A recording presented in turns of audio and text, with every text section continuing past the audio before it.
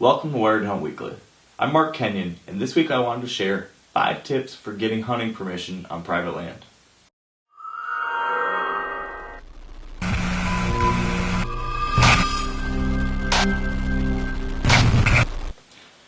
Alright, so as I mentioned, today we're going to be talking about tips for getting hunting permission on private land. And by far, the biggest issue that I hear about from our readers and listeners and viewers is the challenge of land access. So many hunters right now are struggling to find properties that they can hunt on. And, I struggle with the same thing too.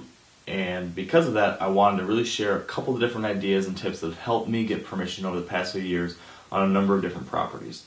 And, I didn't come up with all of these ideas. I definitely learned a lot from some of my friends, from different other experienced hunters who shared with me some advice, and I've learned a few things along the way as well. So, with that said, 5 tips for ways to get hunting permission on private land. Alright, so my first tip is this. Getting permission on private land is a numbers game. You need to go into it realizing that it's going to be tough, and you're going to be told no a lot. I think having that proper expectation will really help you eventually get permission. What I like to do is put together a list of 10 to 15, maybe even 20 different properties that I'm interested in hunting, and then I go out there, ask them for permission, assuming that I'm only going to get maybe 1 yes or 2 yeses. And because I assume that, I'm not disappointed when I'm told no by 9 different people or 19 different people. And then sometimes I'll be told yes more often, and hey, I'm pleasantly surprised. But because I go into it with the proper expectations, I'm able to keep on pushing through and not get discouraged. So remember, it's a numbers game. You need to ask a lot of people, and then eventually, once you do, you'll get that yes. But you're going to have to push through a lot of no's. Number 2, be smart about where you're asking for permission. And I do this by digitally scouting the properties before I actually go and knock on doors. I use Google Earth and aerial maps and then different online GIS maps through county websites to determine what properties are actually of most, have the most potential for me to go in there and hunt. And what I'll do then is I'll put together that list of 10 to 20 properties. I'll actually see the parcel borders, I'll find the landowner information, get their contact info, get their address, and now I've got a great list with all the information I need, and I know specifically what properties have the highest potential and why I want to hunt those spots. I can then rank order that list and then head out there and start asking for permission. That brings me to tip number 3, and that is when you go out there and ask for permission, I recommend you try to do it all in one fell swoop. If possible, go through your whole list in one day. And I say this because I think that if you ask more people in one time, you build momentum.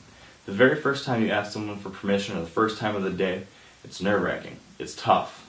For me, that's the hardest one. I keep finding excuses why I don't want to do it. But once I get that first one out of the way, the second one's easier. And the third one's a lot easier. And you just keep on snowballing. So I highly recommend try to ask as many people as you can in one day because you're going to build momentum and it's become easier. Number 4, make sure you develop an elevator pitch. And what that is essentially a pre-planned little spiel or speech or introduction that you can use when you first knock on a door. Basically, hi, my name is X. I'm from so-and-so. I'm interested in possibly bow hunting your property. Was curious if you had someone out there already, etc., etc. Whatever you want it to be for yourself, make sure you have that planned so that when you go and knock on that door, you don't stand there stuttering with a blank stare in your face. So put together that elevator pitch, know what you're going to say, and then make sure you present yourself properly. You don't need to be dressed in a suit and tie, but make sure you show up clean, neatly dressed, and not, in a completely mudded up pickup truck. You don't want to scare the landowners before you even get to talk to them. So develop the elevator pitch, present yourself nicely. And finally, I think this is the very most important tip of all. Just do it. I think people always find excuses for why they can't get permission on ground, why they don't have hunting ground. But when it comes right down to it, most people, they just aren't asking. They're not looking for permission. They want to get land to hunt, but they're not willing to, take the risk, take the time to go out there and knock on doors and ask. It's nerve-wracking. I understand that. I myself struggle with it, but it's important. It can pay off so huge. So get out there, don't worry about the fear of being told no. Just knock on doors, and in the end, I really do think it'll pay off. So that's all here for Wired Hunt Weekly. I hope that's helpful, and as always, stay wired to hunt.